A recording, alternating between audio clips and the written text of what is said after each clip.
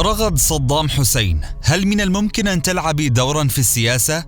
ابنة المهيب تجيب بكل شموخ: كل شيء وارد ومطروح على الساحة، وكل الخيارات وكل الاحتمالات مطروحة. تحدثت السيدة رغد صدام حسين في آخر لقاء مع قناة العربية بعد غياب دام أكثر من 15 عاما في الجزء الأول من البرنامج، حيث تحدثت وقالت: بعد الاحتلال واجهت العائلة وضعا صعبا جدا، وغادرنا سوريا ومن ثم رجعنا وسكننا الأردن، ومن ثم تخللت هذه الفترة مرحلة الدفاع عن الوالد ل3 سنوات، ولم تكن مرحلة سهلة. كانت في أوائل الاحتلال من جهة، ولم نكن متأقلمين مع ظروف الاحتلال، ومن جهة التعامل في قضية والدي في المحكمة، ووالدي كان شخصية استثنائية ورئيس دولة شرعي. لا من فضلك أنا مو طالب مدرسة عندك، يعني لا تخليني أحكي بطريقة ما أريدها لي ولا لك ولا لأي واحد.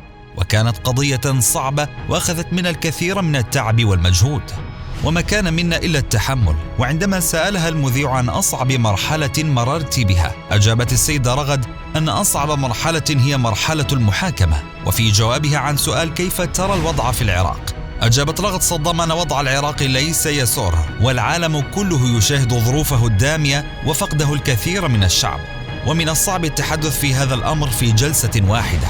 العراقيون مروا بظروف صعبة جدا منذ أيام الحصار الجائر، وتحملوا الكثير وفقدوا الكثير من أحبائهم، ونحن كعائلة قدمنا شهداء لأجل الوطن، وهذا واجبنا تجاه الشعب.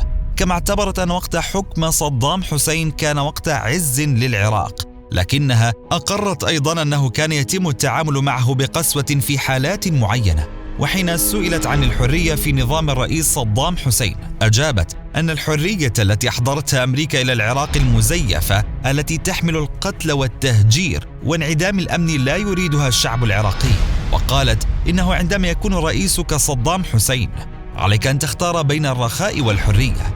إن العراق بلد ثري وذات سيادة، والعراق ليس بلدا عاديا لا في موقعه الجغرافي ولا في قواته العسكرية، وهو ميزان المنطقة وحامي البوابة الشرقية للعرب. من المستحيل أن تعيش برخاء دون أن يزعجوك الآخرين، وإلا الحروب لا أحد يريدها، ووالدي لم يكن عاشقا للحروب، وكان مجبرا عن اتخاذ القرار أمام نفسه للحفاظ على سيادة العراق. خليه يفهم الشعب العراقي أنه المطلوب العراق كله، وخليه يفهم أن الإيرانيين في المعركة الأخيرة دخلوا بأراضية بعمق 5 كيلومترات، لكي يفهم حقيقة النوايا أكثر وأكثر، ويرفع من درجة استعداده للتضحية لكي يقمع هذه الأطماع الشريرة في مهدها. وتحدثت أيضا عن التدخل الإيراني في العراق ودول المنطقة. قالت إنه بعد غياب السلطة الشرعية بقيادة صدام حسين، الإيرانيون استباحوا العراق، وصار البلد بالنسبة لهم محطا سهلا ولم يكن لهم ردع حقيقي. وعندما يكون لهم ردع حقيقي سوف يتم إنهاء هذا التدخل السافر.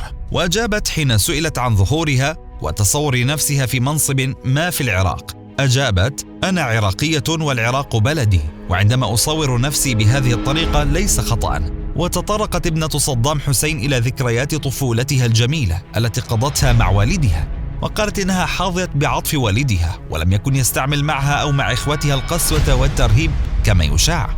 رغد صدام حسين: القيادة القادمة للعراق، رضيتم أو لم ترضوا.